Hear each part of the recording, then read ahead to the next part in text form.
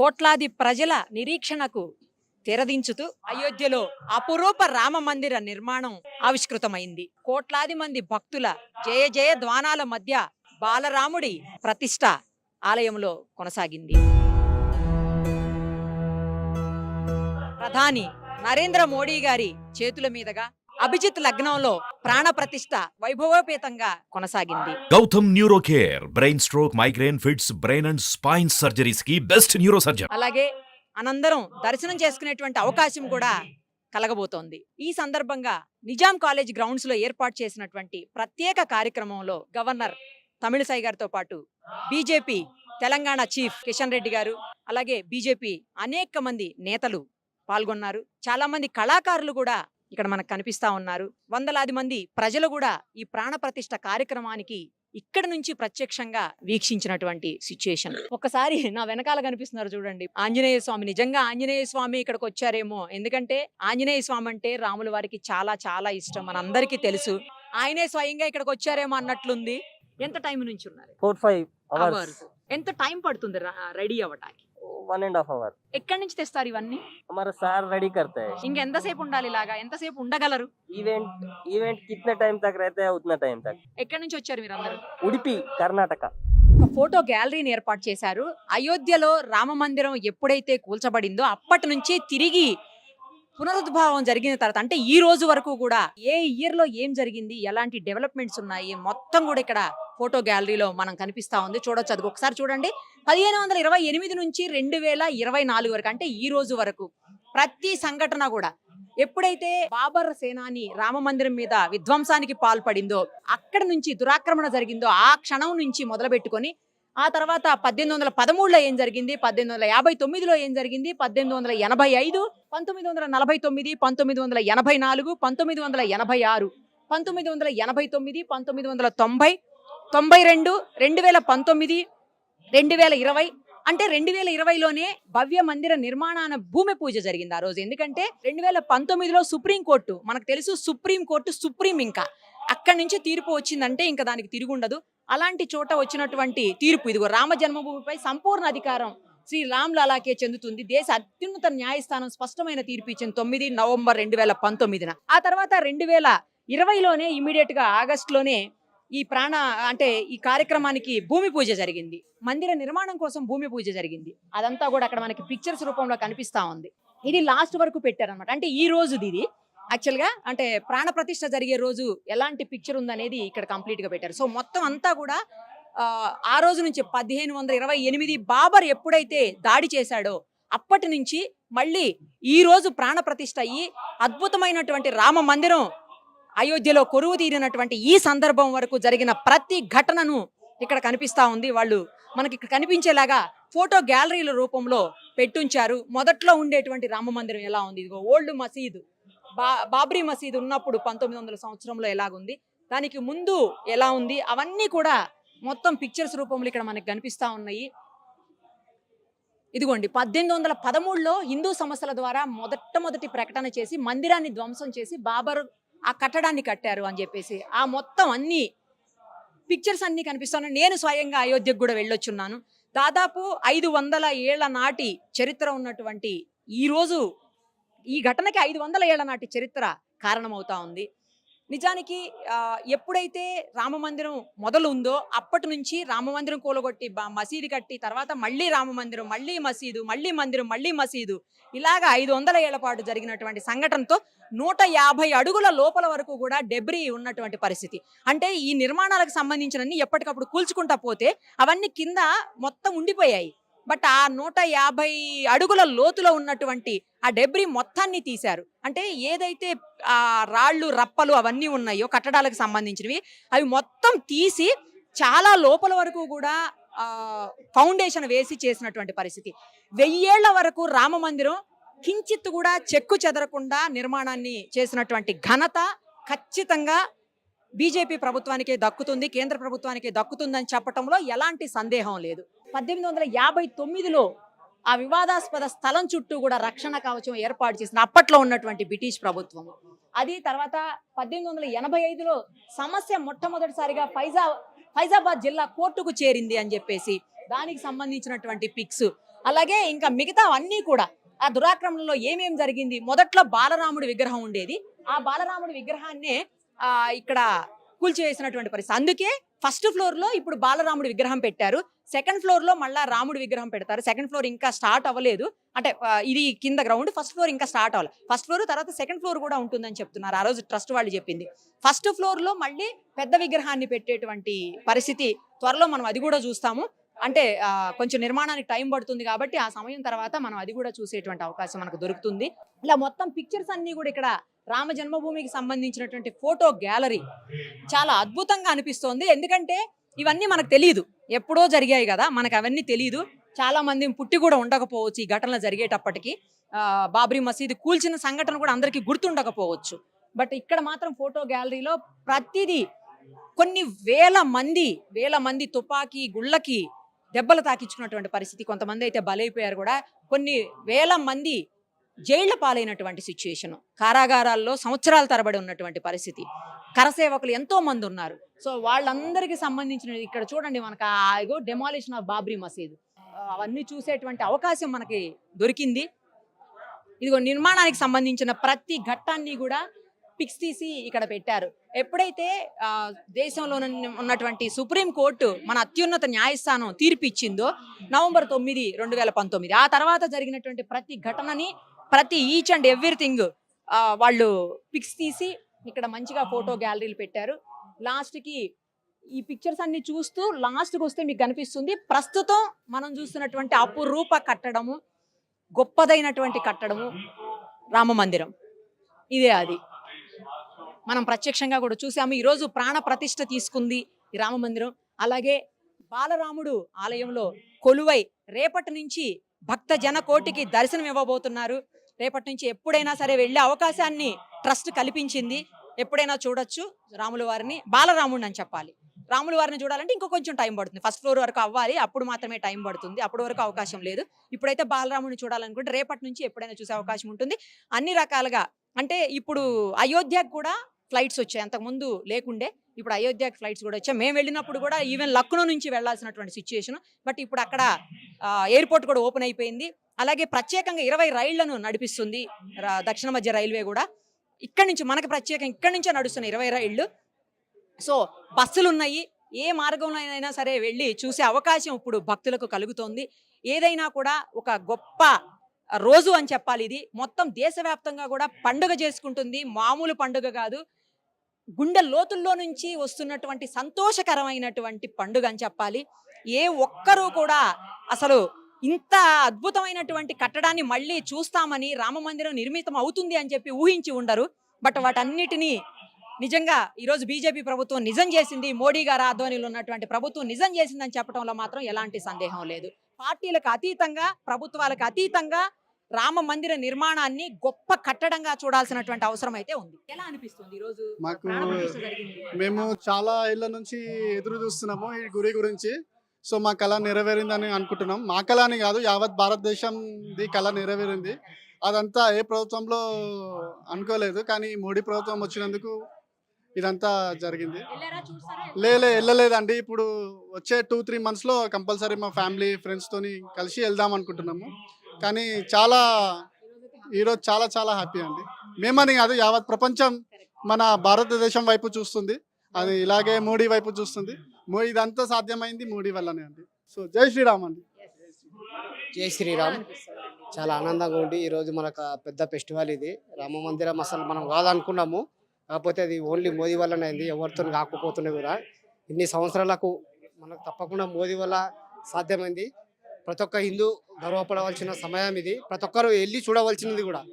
మనం తిరుమల ఎలా వెళ్తామో ఇది కూడా ఒక పుణ్యక్షేత్రం. ప్రతి ఒక్కరు, ప్రతి హిందువు కూడా ప్రతి దర్శనాన్ని, శ్రీరాముని దర్శనం చేసుకోవాలని చాలా ఆనందంగా ఉంది. జై శ్రీరామ్. జై Shriram madam. This is very happy occasion మాకు ఇది. ఆఫ్టర్ 500 years తర్వాత మళ్ళీ మా రాముడు తిరిగి మా ప్లేస్లోకి వచ్చిండు. తను పుట్టిన స్థలంలో his born. I see that this is one of the project done. ఇంకా మాకు project 2 and project 3 pending, which is Mathura and Kashi. So it's a competition between Mathura కావాలా, కాశీ కావాలా. Is a pick for us now, and we thank Modi and Yogi for doing this one. This is a very good day for us, wherein రాముడు మళ్ళీ తిరిగి తన own house కి తను back వచ్చాడు. And we see that's start of త్రేతాయుగం మళ్ళీ start అయిందని మేము భావిస్తున్నాం. Thank you. ఈరోజు సిటీలో లక్ష్మణ్ గారు చాలా మంచి ప్రోగ్రామ్ చేశారండి. మన లైఫ్ టైంలో మనం ఎన్నో పెద్ద పెద్ద కార్యక్రమాలు టెక్స్ట్ బుక్స్లో కానీ ఇంటర్నెట్లో కానీ న్యూస్ పేపర్లో వింటుంటాం. మన లైఫ్ టైంలో మనం ఇది చూస్తానికి వచ్చింది మనం చాలా పెద్ద fortunate event. And I will అంటే మనం ఇంకో విధంగా ఎట్లా ఆలోచించంటే ఇది రాముడు గర్వాప్సి అంటారు దీన్ని. సో మళ్ళీ గుడికి వచ్చారు, ఆ ఐడియల్స్ని మళ్ళీ వచ్చేస్తారు. సో దాన్ని గర్వాప్సి అని కూడా. మాకు మంచిగా అనిపిస్తుంది మేడం. ఇంకా మేము అసలు అనుకోలే గుడి కడతారని.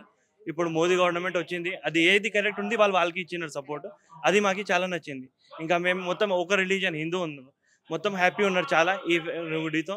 చాలా 500 years వెయిట్ చేసినాం, ఇప్పుడు వచ్చింది అనుకోండి. హ్యాపీ. జై శ్రీరామ్. రామ మందిర నిర్మాణం 500 ఏళ్ల తర్వాత నిరీక్షణ తర్వాత జరిగినటువంటి కార్యక్రమం చాలా గర్వంగాను చాలా ఆనందంగాను మన రాముడే మన దేశానికి తిరిగి వచ్చినట్టుగా భావిస్తూ చాలా ఆనందంగా ఉందండి. ఈ రోజు దేశమంతా కూడా ఒక పండుగలాగా జరుపుకుంటుంటే కూడా చూసి చాలా ఆనందంగా ఉంది. ఈ రోజు చాలా చాలా గర్వంగా ఉందండి. ఇవాళ ట్రూ భారతీయురాల అనిపిస్తుంది. అందులో మన దేశంలో మనం ఉన్నట్టు అనిపిస్తుంది. చాలా అంటే రియల్ వర్డ్స్ లో ఎక్స్ప్రెస్ చేయలేమండి. చాలా పుణ్యం. రామ మందిరం ఏదైతే దివ్యభవనం అందిందో మరి మన భారతీయుల యొక్క హిందుత్వానికి నిదర్శనమైనటువంటి శ్రీరాముని ఈ రోజు ఏదైతే స్థాపన చేసిండ్రో అది ముఖ్యంగా నరేంద్ర మోదీ గారి చేతుల మీదుగా జరిగిందో చాలా ఆనందంగా ప్రతి ఒక్క భారతీయుడు కూడా చాలా సంతోషపడాల్సిన విషయము. అది ఆ స్థాపన జరిగేటప్పుడు మేము చాలా ఎమోషనల్ కూడా అయినాం. ఆయన 3 రోజులు ఉపవాసం ఉంటే 11 రోజులు ఉపవాసం ఉండే ఆయన చెప్తున్నాడు 3 రోజులు ఉపవాసం ఉండమని చెప్పినాము, కానీ 11 రోజులు నిష్ఠతో చేసిండు. మరి శ్రీరామునికి రామరాజ్యం రావాలి అనే కోరికతోటి ఏదైతే రాబోయే రోజులలో ప్రతి ఒక్కరం కూడా ఆశిస్తున్నాం. ఎందుకంటే కలియుగం ఎట్లయిపోయింది మనందరికీ తెలుసు.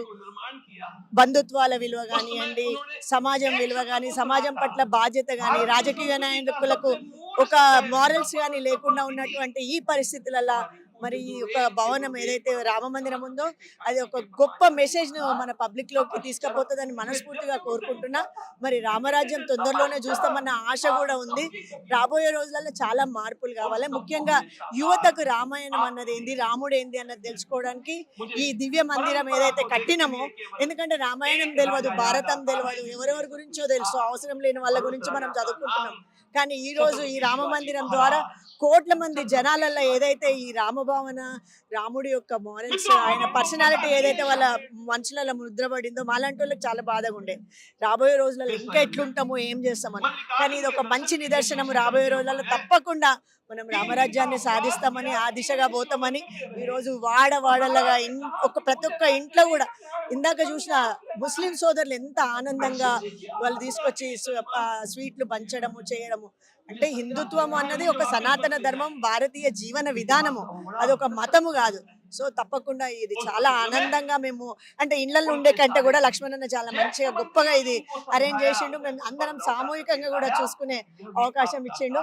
మరి ప్రతి ఒక్కరికి కూడా ధన్యవాదాలు. ఇంకొక గొప్ప విశేషం ఏంటంటే ముస్లిం సోదరులు కూడా ఈ కార్యక్రమానికి ప్రత్యక్షంగా పాల్గొని తమ వంతు ఏం చేయగలుగుతారు అది చేయటం అంటే నిజంగా హ్యాట్స్ ఆఫ్ చెప్పాల్సినటువంటి అవసరం ఉంది. ముస్లిం మోర్చా అధ్యక్షులు పాషా గారు కూడా ఇక్కడే ఉన్నారు, ఆయనతో మాట్లాడదాం. ఈ కార్యక్రమానికి పైగా మీరు రాముల వారిది కండువా వేసుకొని మరి కనిపిస్తున్నారండి, చాలా బాగా అనిపిస్తుంది. ఖచ్చితంగా అండి, మేము ఈ దేశ పౌరులం.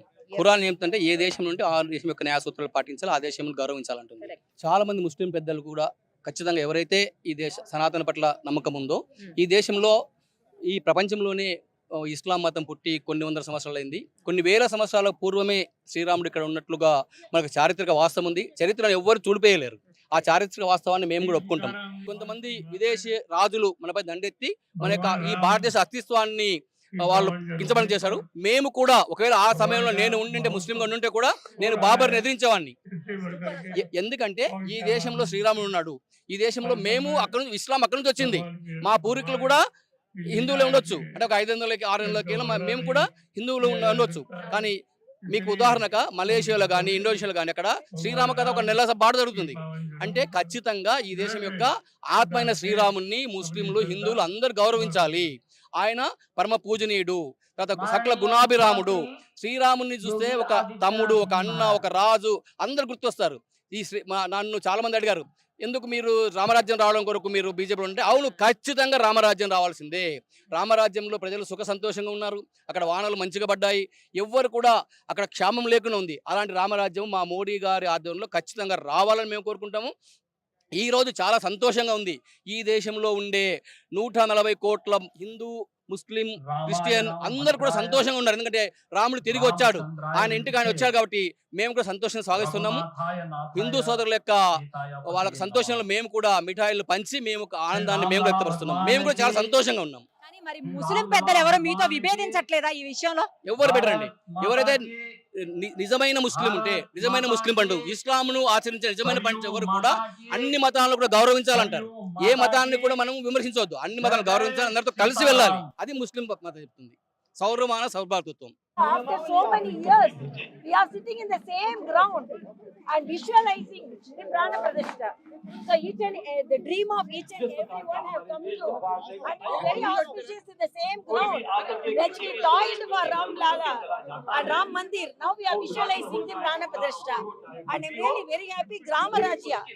Rama Rajya is Grama Rajya. Grama Rajya means development reaching to each and everyone.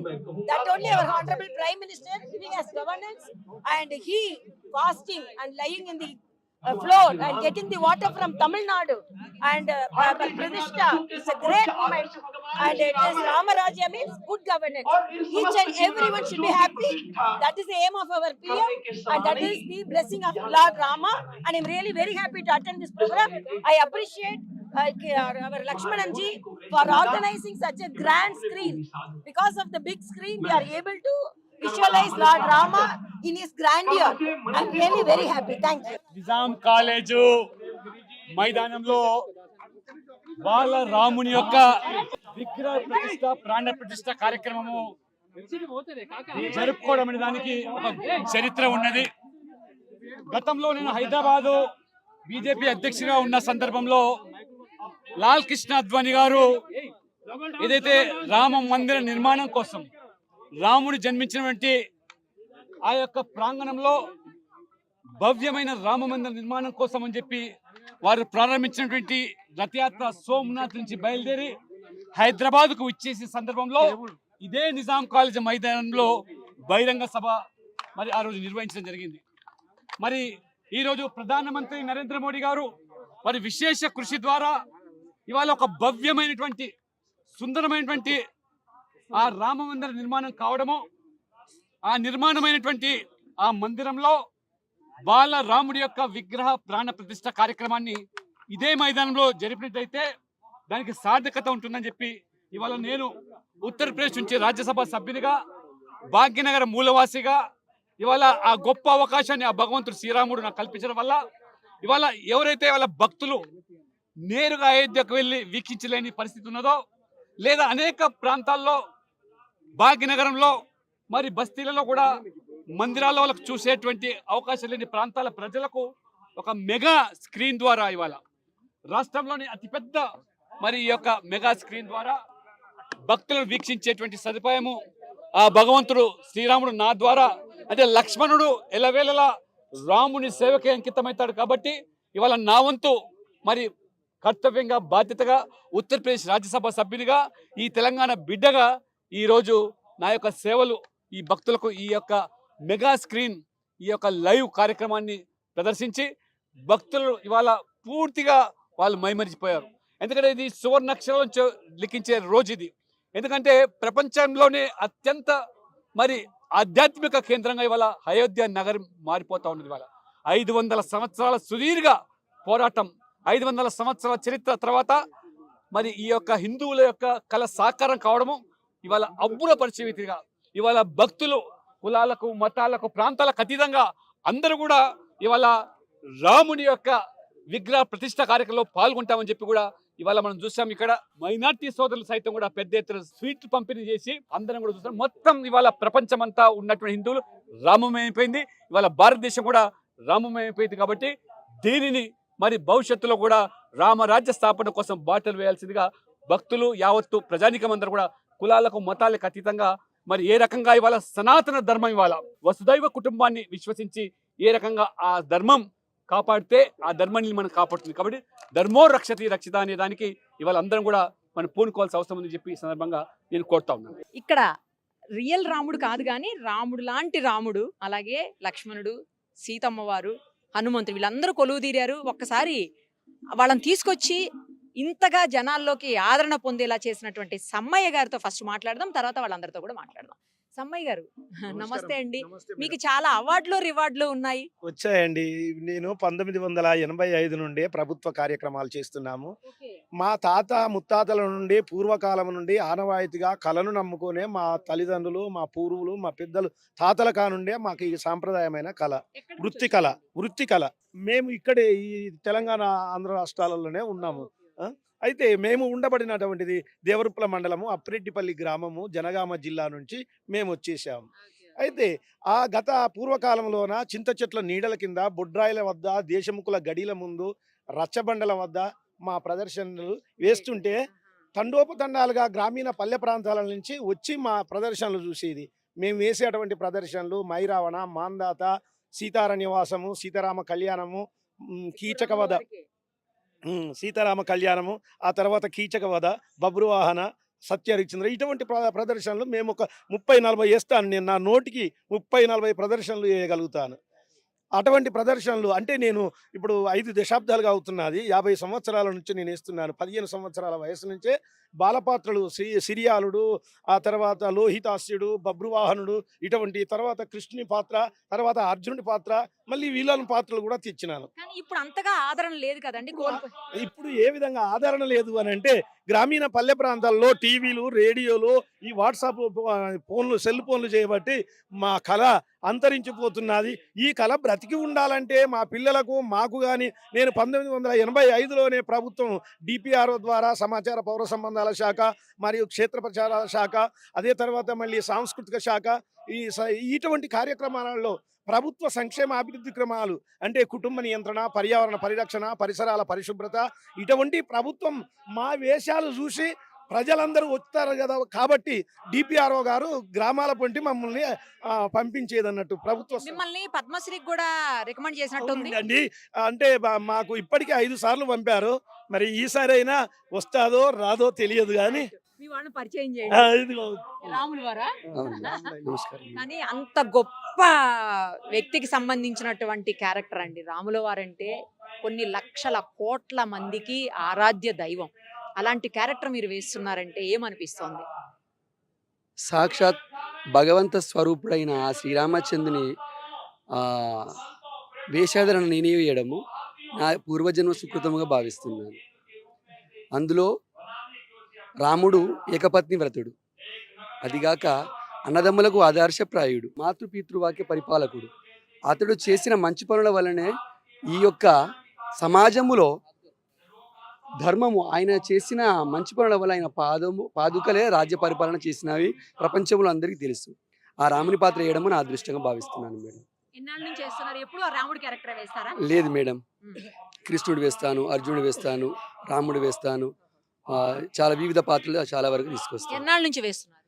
నాకు 45 సంవత్సరాలు మేడం. నేను 16 సంవత్సరాల నుండి ప్రోగ్రామ్ చేస్తున్నాను. ఇవన్నీ వేసుకోవడానికి ఎంత టైం పడుతుంది? మినిమము 2 గంటల టైం పడుతుంది.